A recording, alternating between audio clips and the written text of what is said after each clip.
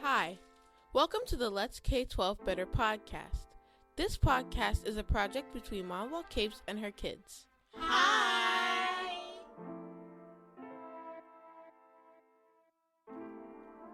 In our podcast, we will cover a variety of subjects involving K-12 education and family life.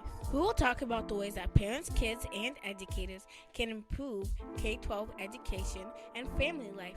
We encourage you to join our conversation on social media using the hashtag Let's K12 Better.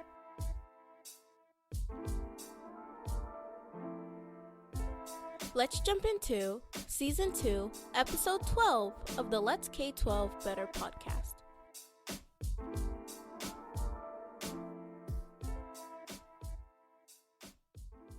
Who are we in community with? Where does social emotional learning and civics overlap? What does justice look like if we're allowed to contribute everything we are to our society? These are questions that David Adams thinks about every day. David Adams is the Chief Executive Officer at the Urban Assembly. He's also a Civil Affairs Officer in the Army Reserves and the dad of 2 sons. As a board member at CASTLE, the Collaborative for Academic, Social, and Emotional Learning, and an author on topics in SEL, equity, and emotional intelligence, he knows his stuff when it comes to social emotional learning. Mom sat down with Mr. Adams to discuss how we reimagine the ways we build stronger communities and engage in civic work. We hope that you enjoyed this conversation.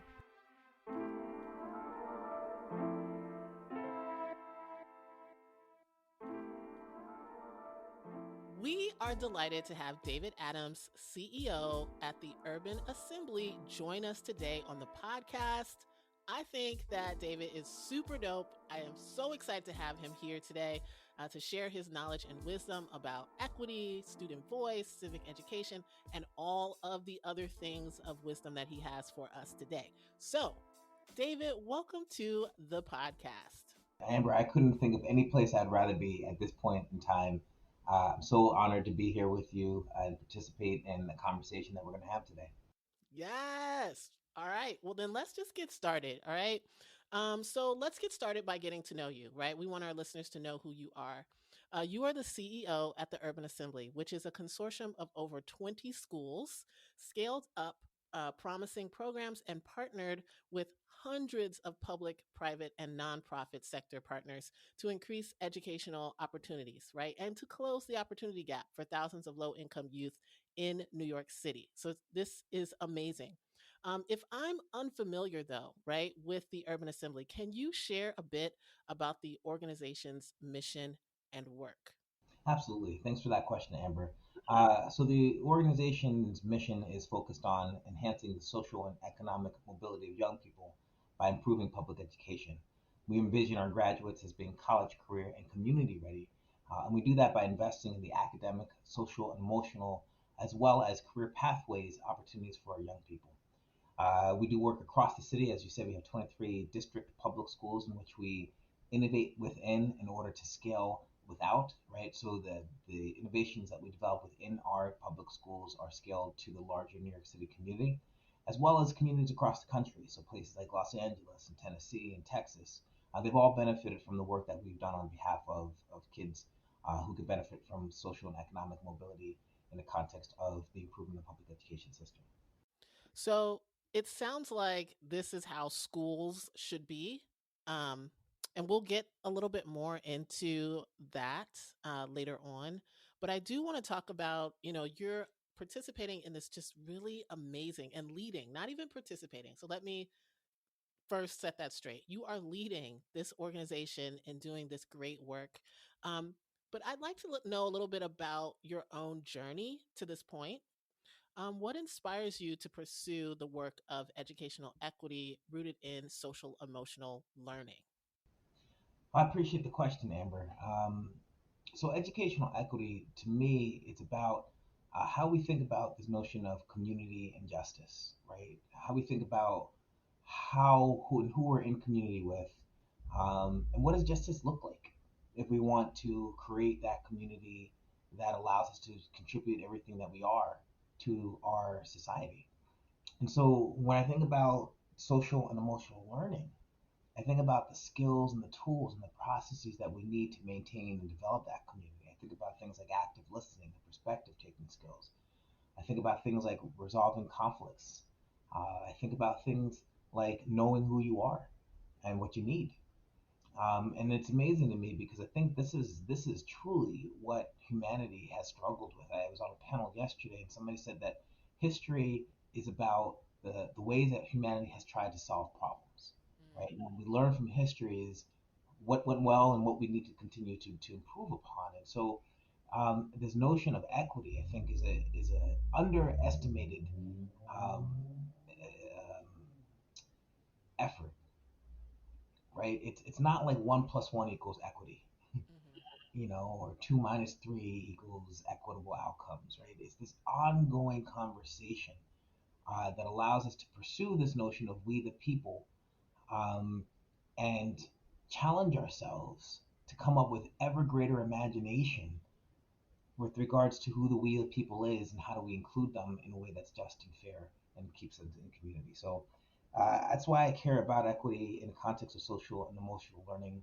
I think that when we are uplifting all of our kids, when we are uplifting all of our schools, then our entire society benefits.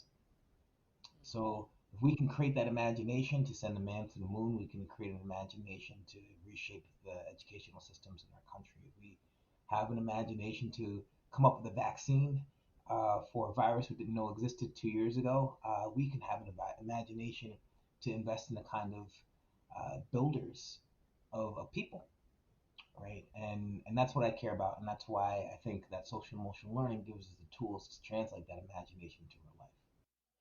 So, I'm going to ask one more follow up. What do you think is at stake then, right? If we decide not to pursue, educational equity rooted in social emotional learning? Our sense of community. Um, I think what the United States failed to do in our founding was to imagine a community beyond the limitations that had been put in place, right? And that was around things like um, royalty and landed gentries and titles. And so, the folks who were in charge at the time had some imagination in terms of saying, we can do better than the only way to own land is to have to be have a title, and have vast majorities and vast uh, poverty, right?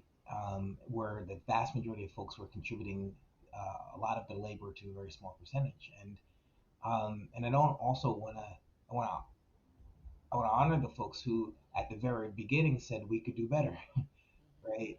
We can do better than just white men with land. They were folks from the very beginning who said we can do better than that. But at the same time, the extent to most folks' imagination at the time was, um, let's figure out how we can be in a better community, in a more perfect union than one in which the landed gentry is just extracting wealth from peasants. And so that was pursued, and that an idea, that emotion, that notion inspired generations of African Americans and women and LGBTQ folks to continue to realize that dream, not just for landed white men, but for our entire country, right? For our Hispanic brothers and sisters in the Chicano community, Cesar Chavez. And not only in the United States, but to take that notion and export it across the world in which people thought, I can participate in my government. I can be the community that I would like to create. I don't have to have people tell me who I am just because of what blood they inherited from their ancestors in the context of titles.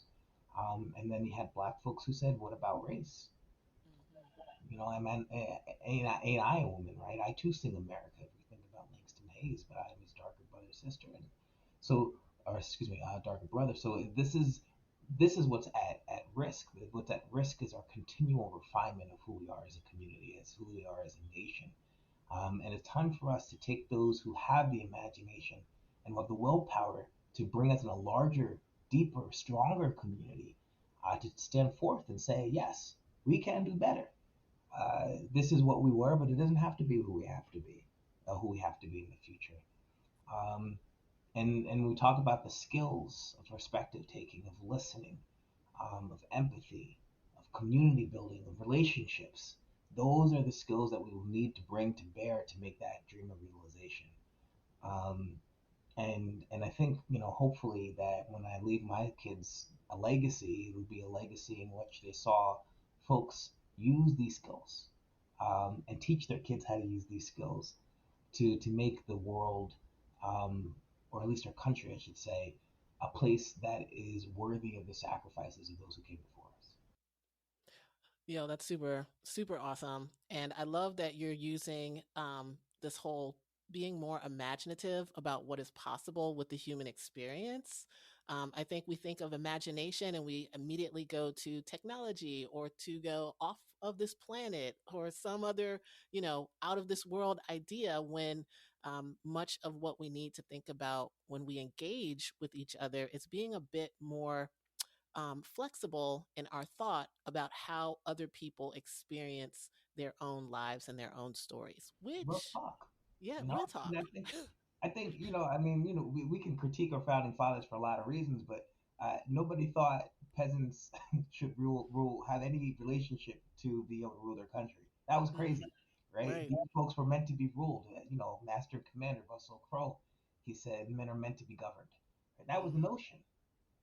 And then, for what it's worth, the United States came up with this notion of self-governance, and people are like, "Well, good luck with that. We'll see you in 20 years when that falls apart and riot." So, we gotta honor folks for their senses of who they are, and also, um, recognize that we can do better. I'll give you a quick example, Amber. Yeah.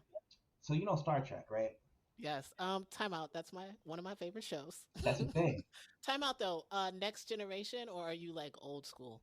So wait, I'm Next Generation, D Space Nine in particular. Okay. Okay. Voyager's I can get with it sometimes, especially the Borgs. Okay. But this specific example comes from the original trilogy. Okay. Right? So what I find so interesting about this, and this is something my dad taught me, is so we're in this space, and Star Trek, you got warp speed engines, you got alien species, you got O'Hare, you got Kirk kissing, right? They're like, we are a progressive show that has a vision of the world that is not bound by not just racial kind of conflict and constraints, but alien versus human, Mm-hmm. right? And there's a scene where somebody asks Kirk, when are we going to have a woman captain, or can the Starfleet have women captains? And then Kirk looks around and is like, man, that's crazy. Like women captains. Like, we're exploring the stars here. We're seeking out new worlds and new civilizations. But women captains is just something that's not on the docket of what we're trying to accomplish, right? So Mm-hmm. even those with an imagination that could see the racial strife and imagine a future by which we were judged based on who we were, not just on what racial category we were in. Fail to have an imagination to extend that to our women, and that's what I mean, Yeah. right? When we think about that, right? We gotta honor again the folks who are like, no, no, we can be captains, right? Right. Because there were folks who were at the time who were like, no, I can see that. But it is hard for folks to see beyond the social constraints and social structures of what they know. And that's when we talk about what it means to be college educated, excuse me, college, career, and community ready. That our schools should orient our young people for not just the building of physical bridges, but also building of the social bridges that allow us to continue in community. Mm, that's awesome. So then let's like talk about a space where you and I actually participated in a reimagining process. Hmm. We both were members of the Lift Every Voice conference organizing team. Shout out to them. Shout out to us. It was Shout super out. awesome. Yes, yes. So I have to ask you, like, you know, thinking about reimagining, like, what is the relationship between SEL and racial justice or anti-racism work? So I think when we think about this notion of social awareness, and it says, in the context of schools, students demonstrate the awareness and value of the role, excuse me, students demonstrate awareness of the role and value of others in a greater community. So students demonstrate awareness of the role and value of others in a greater community. That is a concept of social awareness, right? And when we talk about this with the kids, they're always like, "I think this is great, Mr. Adams. We're rocking and rolling. Build some social contracts off of that notion." But unclear to me who is in my community. You know, uh, is my advisory? Is it my school? Is it my neighborhood? Like, who am I in community with, and how would I know? Right. And so what's so interesting to me is if you look at the history of the United States, there was such an intentional, explicit effort to make sure that Black people could never be in community, whether that's the actual living communities in terms of housing and redlining and segregation, but also just like in the Dred Scott decision, actually the community of human beings, right? And by extension, by denying us opportunity to be in that community, we were not able to access the rights that the founding fathers had apportioned to communities, right? The rights of inalienable rights, the natural rights, because those were for folks in the human community. And so they called us subhuman, right? Worse than human. Um, and so when I look at anti-racism, right, what racism stemmed from is that challenge of negotiating natural rights, that all men are created equal with the need to subject and exploit the labor of Black folks. Um, and so anti-racism to me is restoring the dignity of being in that community with other people, not because I feel particularly, obliged to hang out Mm-hmm. in spaces outside of my own per se, but because of the dignity that was associated with that, right? If you look at Jim Crow, everything they did was designed to teach us that we could not be in community, from draining pools when Black people swam in it, to closing pools when Black people who were paying taxes asked to desegregate it, or pushed, not fought, I should say, not asked, because we fought, um, to putting lower water fountains, to calling Black men boys, to never using honorifics like Mr. and Mrs. Right? All these things were designed to deny us dignity and to tell us that we could never be part of this community. And so I think on the SEL side of the house, what we're able to do is bring people into a place with tools that allow our story to be shared. Right? Martin Luther King said when he talked about the role racism played, right, is that it made people ignorant of their own thoughts and beliefs, that they couldn't even think straight in the context of um, um, evidence. It warped their ability to see the world, right? And so I would say that what SEL does is it gives us some tools to be in relationship with each other, to be in community with each other, not because there's a hierarchy that I just feel, so compelled to be included in per se, right? But because I want to make sure that we reclaim the dignity and the humanity that was written into the founding documents of this nation. Martin Luther King called upon Thomas Jefferson's words when he asked us to live up to the nation's promise and not cash us the blank check that had been written, right? And so it's these concepts of being in relationship, these concepts of being in community, these concepts of perspective taking. If you think about how John Rawls came up with his theory and his philosophy around liberalism, it was imagining that you could be born in any social class, of any gender, of any race. What kind of society would you construct? Right? That's perspective taking. You know, that is saying, imagine if you weren't born and that whatever privileges that you had, and it would be a totally random thing.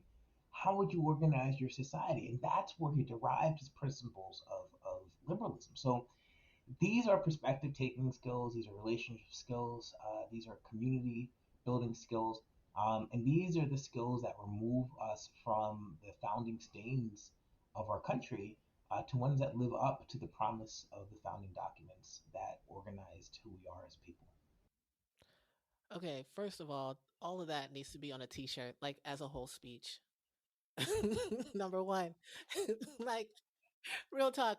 Number two, I was just gonna say that you know, when I heard you talking about the little bitty things, and they're not even little bitty, right? Like not using Mr. or Mrs., calling black men boys, right? I think people think of racism, right, as a huge, egregious act from one person to another person, right? Like I'm calling you a negative word. Pouring stuff on you at a lunch counter. I'm putting, dogs on you while you're walking down the street protesting for your rights. And not the things that each individual participates in almost unwillingly, right? To uphold systems of oppression. So I really appreciate you pulling in those, what people would just not even think about, like not calling someone Mr. or Mrs., or, you know, moving the water fountains lower, or calling Yeah. someone boy. Like that's Or entering through the back door. You know, right. I mean, imagine what it means to just knock on a person's door, right, and like walk through their front door as an act of liberation, as an Mhm. act of dignity. I mean, that is what, you know, we talk about dignity. That's what we're talking about here. That is what was stripped from us and continues to be stripped from us.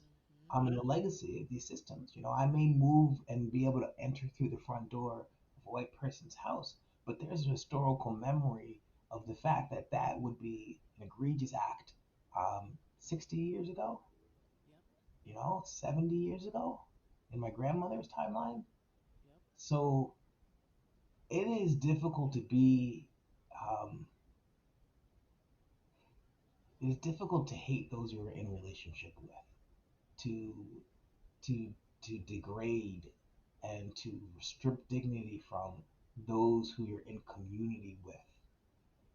And I had a friend of mine when I was in training for to be an engineering officer in the Army. He told me, he's from Boston. He said, Dave, I always know who the Vietnam veterans are in Boston. And I don't know if this is true, but he told me this. He's a white guy. He said, this is the only place you see black people and white people hanging out because they're, and that's how you know they're veterans, right? You have to have some sort of experience that supersedes the narratives and the structures that we've put together. Um, and that's when we have respect, right? And that's when we have a sense of dignity. That's when we have a sense that we are all in the same place. So yeah, I'll never forget that, Amber. I'll never forget the minute indignities, the stepping off of the sidewalks, the balconies, but nothing was too small Right. to visit on black folks in order to keep them from recognizing our dignity and our power. And so, uh, in the context of SEL, I think we need to be in relationship with each other on equal terms. And that comes through storytelling, that comes through sharing experiences, that comes through the tools of perspective taking, that allow us to see folks for who they are, not who we want them to be. Absolutely. Absolutely. So we're going to segue a bit to talk about, SEL and civics, because, and actually it's not really a segue because I feel like this whole conversation is just wrapped up in all of the things. So, if you could dig in just a little bit more about this relationship between social emotional learning and civic education, like how would you connect those? Because many people do not see a connection. They see civics as very sterile. They see SEL or social emotional learning as very like warm and fuzzy. So if Hmm. you could connect the dots for folks, I think that that would be super helpful. Yeah, thank you, Amber. And I got to say, just a shout out to you because you have always led with such clarity in this space, letting people recognize that civics is what we do every single day to invest in our communities and to manage competing priorities. So just, I want to definitely shout you out for that. Thank you. Um, yeah, yeah. So, I mean, I think, you know, the difference between being an activist and being, I call a statesman, but, could also be a politician, is that an activist is pushing their point of view in order to reshape or influence society. A statesman is trying to compete multiple point or to navigate multiple points of view to try to pursue the common good, right? Again, just go back to it. Black people were excluded from the notion of the common good, right? We just folks were just not concerned about our version of the common good because we weren't part of the community. And so when we talk about civics, it's about this very difficult and dynamic process by which you have maybe five different people with five competing needs, five competing stakes, and they need to come to a consensus, a notion of how will we compromise, how will we collaborate, how will we integrate these things into a common good that we can all get along with. And then in our history, right, we've done this. We started with small bands, hunter gatherers. We moved to clans that can organize based on familial ties. Then we moved to towns that can organize clans, and then city states that can organize towns, and then nations that can organize city states, right? And we keep abstracting this notion of community.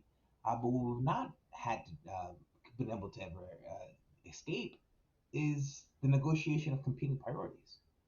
So, social and emotional skills are about being able to hear other folks, being in dialogue with them, being able to take the perspective, be able to pursue community as a value concept in SEL, being able to be relationship and resolve conflict, um, being able to understand what your own needs and wants are and communicate in a way that allow folks to hear them. So to me, it's the very foundation of civic life. The idea that schools in America, which founded the notion of a public school because of what it meant to participate in democracy, there was a 100% relationship between the public school concept and the civic responsibility of citizens. The notion that schools would only care about what our kids know, as opposed to who our kids are, is crazy, right? People say this is a new idea. This is not a new idea. I mean, social emotional development was at the founding of the core of the American public school system. There is no question if you look at the writings of Horace Mann, or even Martin Luther King, who was talking about intelligence plus character, that the responsibility of our public schools is to develop the whole child. Now we got to do that in community with our families, right? We can't just Right. step out and be like, we got this. We're going to teach them X, and you can do whatever you want. Um, we got to do that in community with our families, and it's not a design to compete with our other civic institutions, our organizations of civil life, right? But certainly we can't be ignoring the social and emotional development and the biggest public investment in our young people that we have, right, which is schools. So if we want to create a populace who understands and contributes to their legacy as a democratic society that has is the longest democratic constitution in the world, then we need to use our schools to equip our young people with the kinds of skills that they will need to prolong that democracy. It only takes one generation. You can do something for a long time, and it's like, you got someone in the family, and you got the family business for 200 years, and everybody's excited, and you give it to your son, and he just screws it all up.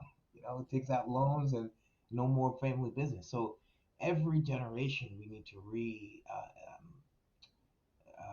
invest in our young people's notion and skills and orientation towards navigating that common good. And so I don't think there is civics without social and emotional skills, and I don't think there are schools without social and emotional development.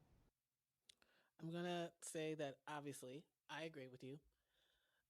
I would also say that I think people are a bit apprehensive because democracy is messy, right? You engage with other people, and that is just, you're like, I got to hear this person talk about their problems, and then I have to consider those problems, and then I have to like figure out how do they align with my problems or not align. Like I think many of us need to lean into the hard work required, right, of us to actually engage in civic processes in meaningful and impactful ways. And I think, listening to what you've said about the relationship between social emotional learning and civic education, It sounds like we need to start thinking of the individual as a civic institution. I Mhm. don't know. Like, what do you Mhm. think about that? I think I love the way you said it, right? As a civic institution, um, w- we are our communities. People are like, yo, Dave, I don't really like this community. Like, we are that community, right? Like, what Right. I do for my community is is part and parcel of what it means to contribute to that. I got a neighbor. I've been sitting at home, Amber, because of COVID. I get out every now and then to come to my schools, but for Lauren said, I'm just looking out the window, seeing what life is about. Yo, that's real. I'm that old lady, like it used to be, I'm there with you, bro. I know Like, there'll everything be that months happens I on my haven't. block. Right. So I have this neighbor, man, and every day he comes and he walks up and down the street and picks up trash. Mm, And he doesn't post it on Facebook, look at my civic responsibility, my social performance. He just does it because he wants to contribute to our community. So, I think my big thing is pride matters. mm, With without pride, there is no energy.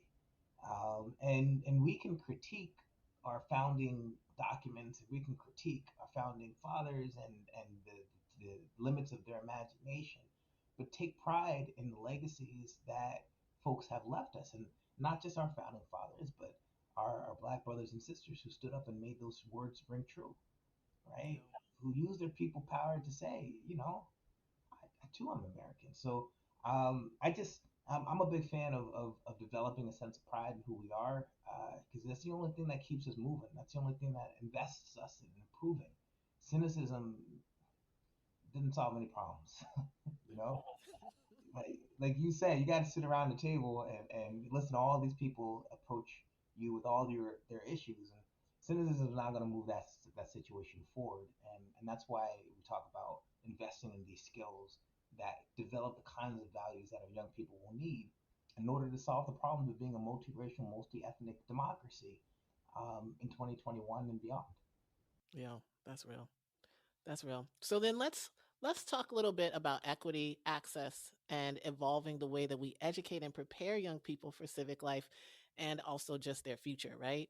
Um, so you're a pro, and I would like to ask what suggestions you have for reimagining access to amazing opportunities for kids.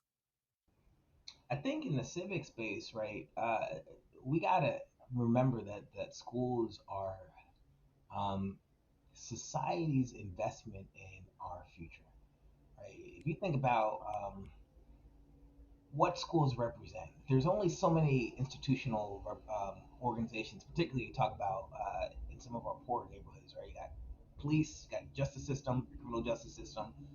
Um, you have your social welfare system, that's kind of like catching up with you. But then you have your schools. Your schools are the institution that says, I want to create the potential, or at least, excuse me, unleash the potential that each individual has inside of them to contribute to that society. Um, so then we got to organize our schools in ways that give students an opportunity to use these skills to resolve conflict. People tell me, Dave, how can we talk about values in schools when folks have different values? I'm like, that's just the world. Folks have different values. You know, what are we gonna do about that? We just gonna sit around and like put it in our back pocket and not have a conversation? Uh, that's not the answer. We gotta come up with a way to navigate those different values in order to keep us in community. Otherwise, that there's only the balkanization option where we all just go back into our different places and talk bad and talk smack about how does Amber do her Sunday dinner versus how Dave does his Sunday dinner, right? And I'm not saying we have to come to a complete consensus, but surely our students can practice consensus development. So I would definitely say this access piece has got to be in how we structure our schools, right? How we develop social contracts in terms of how we're going to relate to each other in our schools, the power relationships between teachers and students, how they are developed and why, what it means to negotiate conflict, why, how are discipline systems reflecting the need to develop young people who can speak across difference, can negotiate conflict, can build community. So I think the access piece is in how we organize our schools, and I think the work that we've worked to do at Urban Assembly or tried to do has been to organize schools around these principles of social emotional academic development. That our students aren't just participants in schools; they're contributors to the space. That the only time that our students make decisions is not on, do I want to start this assignment here and start this assignment next, but as our students said in a recent congressional briefing for SEL Day, that I am a person, not just a student. And if you see me as a person, you would recognize that I'm bringing my whole self to bear when I'm trying to be a student. And we invest in that person by investing in the kinds of things that are going to be the the the, the defining factors, Amber, of this next generation, right? The defining factors are going to be how do we navigate resentment across the rise of the immigrant population? How will we empower folks to contribute and create systems in which they can take their talents and skills and be rewarded and recognized through our economics, right? Um, we're going to have some major differences of opinion and differences of values, and our young people are going to be the ones to have to navigate those in a way that maintains our sense of community. So I want to say you probably have already answered the second part of this question with what you just said, but I do want to say it anyway. You said in this Thrive Global article that our education system remains fixated on preparing students for a life of tests instead of the tests of life. You did touch upon this already about like them essentially inheriting all of this mess that we've all created for them. But is there anything else that you want to sprinkle on top to explain that quote, or anything else that you want to say about, getting our kids ready? Just that I pulled that from Dr. Maurice Elias from Rutgers University. He was my professor when I was in college, and he was the one who invested me in this space in terms of social emotional learning. Um, I mean, just there are problems that don't have equal signs attached to them, and they are the problems that define societies, right? I got nothing against engineers. Engineers are not known to lead revolutions. I don't know of a revolution that engineers or scientists have been at the forefront of in terms of transforming society and replacing it.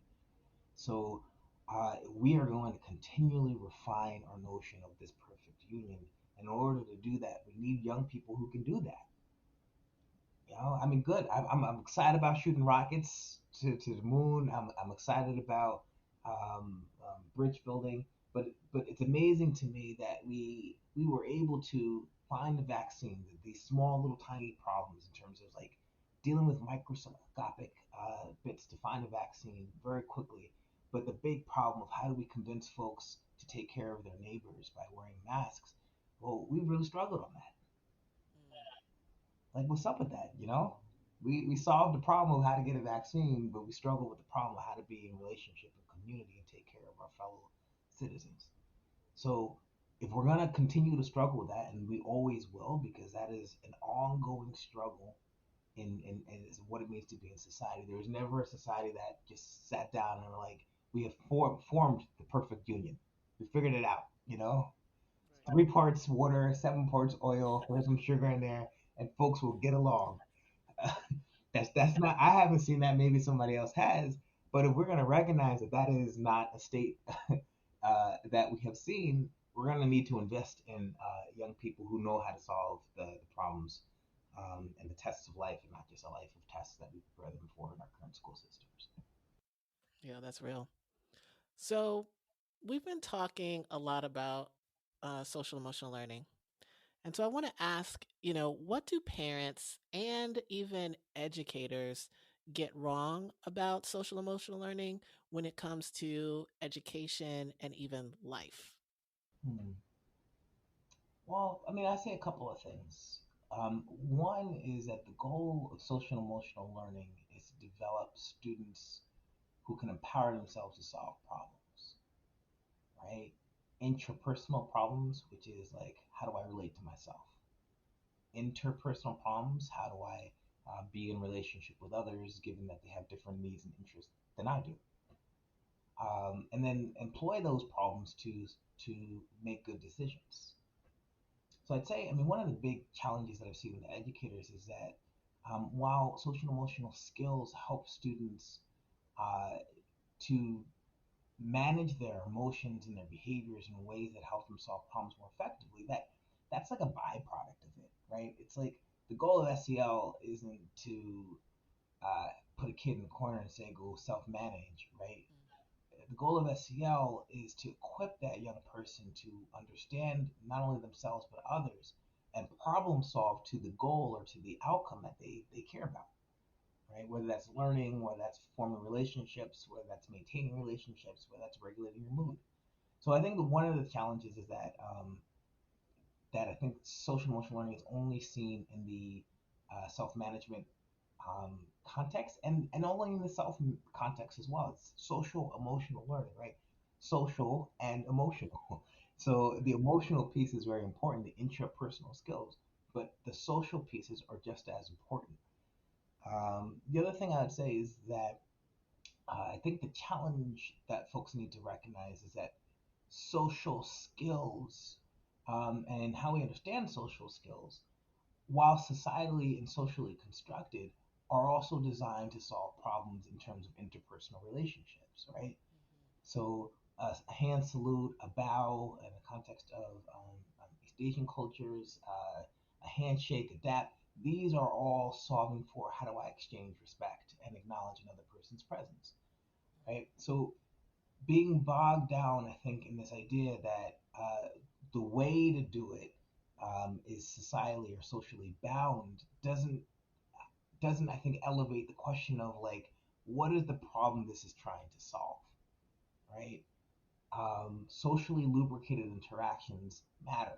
How do I use social skills like understanding how to apologize and assume positive intent to reduce the level of conflict by increasing the lubrication and positive interactions in my relationships?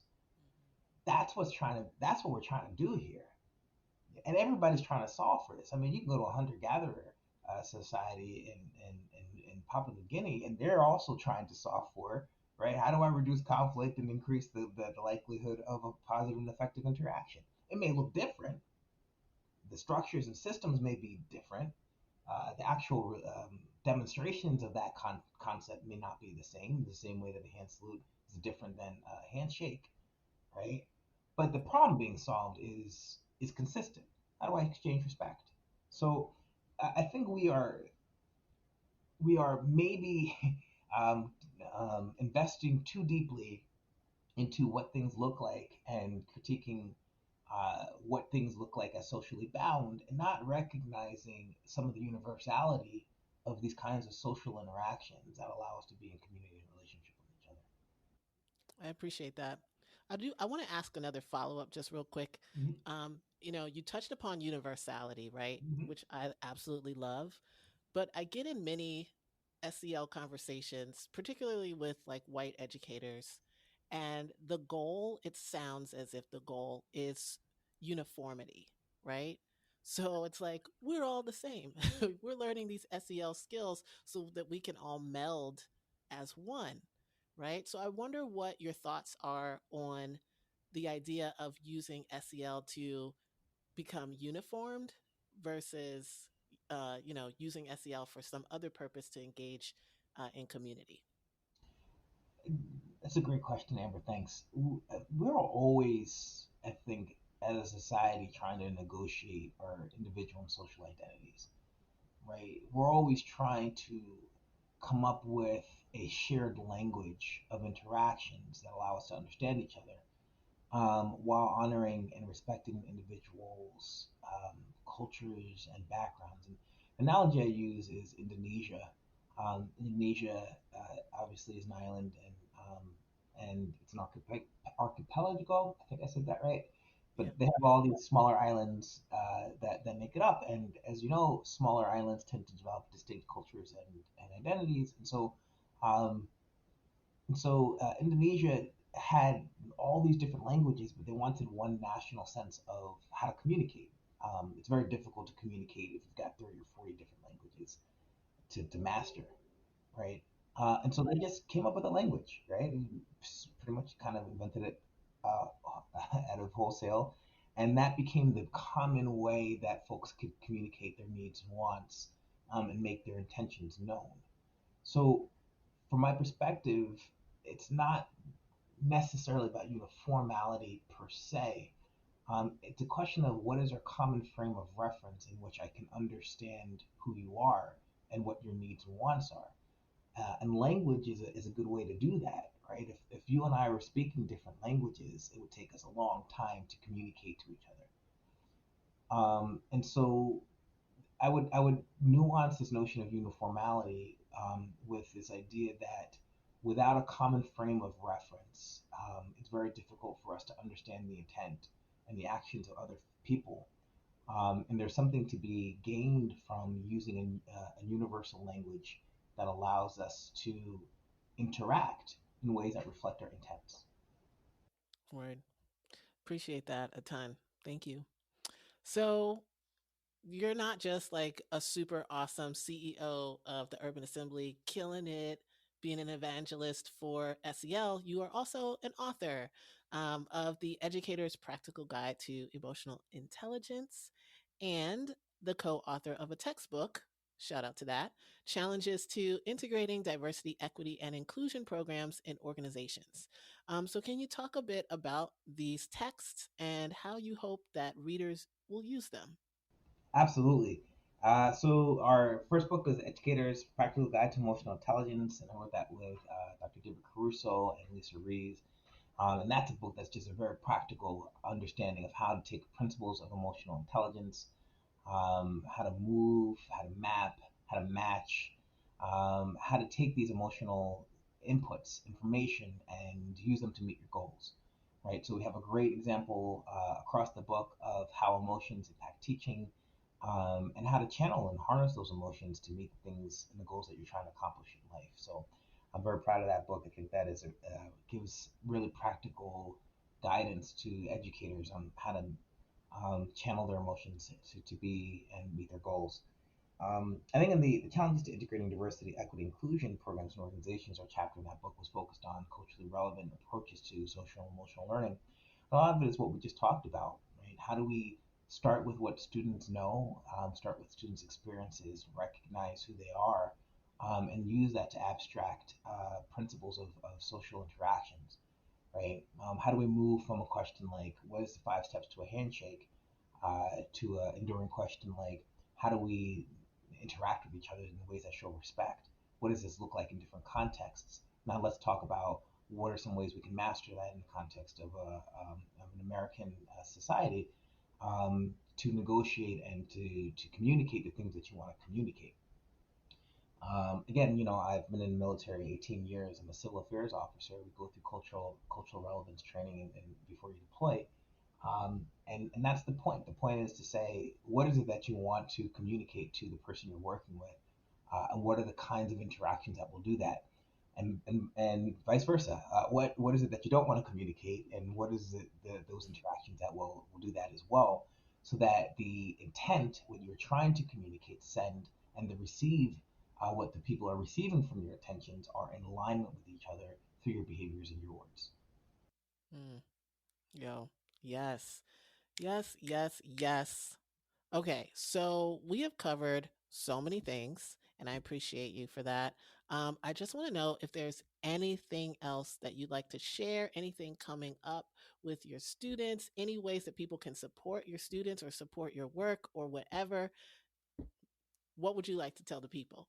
Well, first, Amber, I just want to say I'm a great fan of your work. I think your language around civic discourse, the role of civic development in our society, the importance of civic in schools, not as a class that teaches you the three, forms of government, but as an action and a participation in self-governance.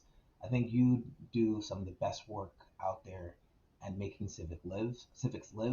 So I just want to give you one more shout out for that because you inspired me. I appreciate you too. The other thing I would say is we did a great job with SEL Day. Hashtag SEL Day. If you haven't checked it out on the internet, please do. We had 12 million impressions on Twitter. We were trending for over 2 hours. So really proud of being able to put a concept of building bonds and reimagining community into the world. We have an upcoming SEL symposium. You can check it out at theurbanassembly.org. You can sign up to participate. We're going to have Heather McGee as your keynote. She's going to talk about Some of Us, her new book that reflects on the role of racism in diminishing all of Americans um, by taking us away from not only our communities, but also taking us away from kind of the nuts and bolts economic outcomes that would have been improved if racism had been eradicated a lot earlier than it was. So we're looking forward to being in community with Heather McGee during that time. And I'm looking forward to just staying in touch with you, Amber, and your work and work of civic development in our schools. Yes. Yes, yes, all the things. Yes. David, it has been super dope having you here. The next time we bring you back on the show, the kiddos will be here to grill you with their questions themselves. I love it. But yes, but we really appreciate you coming on. Thank you so very much. I will make sure that all of the things that you mentioned are linked in the show notes. And I just want to remind people to follow David on Twitter. So I will have his handle linked in the show notes as well. Thank you so very much, David. I appreciate you, Amber. Thank you. If you enjoyed this conversation, please follow David Adams on Twitter at DavidAdams_SEL. That's DADAMS_SEL. David Adams said, "I can be the community that I want to create."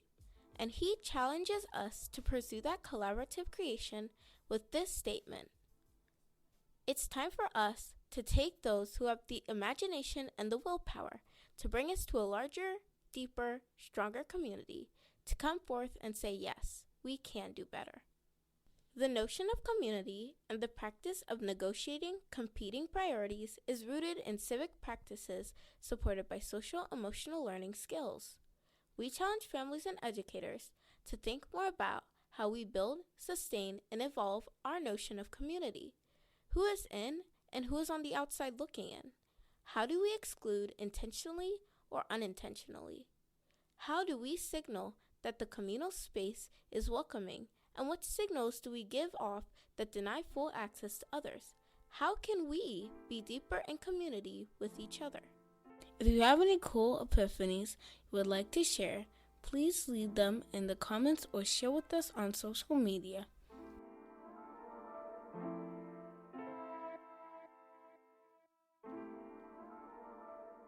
Each episode, we will share quotes that we find inspirational. Yayoi Kusama is a Japanese contemporary artist. She openly discusses how her art has become a way for her to express her mental health experiences and challenges. Kusama engages with a variety of mediums: painting, performance, film, fashion, poetry, and fiction. She is most famously known for her sculpture and installation, primarily using dots and repetition. Her quotes: I want to start a revolution, using art to build the sort of society I myself envisioned. Forget yourself. Become one with eternity. Become part of your environment. More and more, I think about the role of the arts. And as an artist, I think it's important that I share the love and peace. Our Earth is only one polka dot among a million stars in the cosmos. Polka dots are a way to infinity.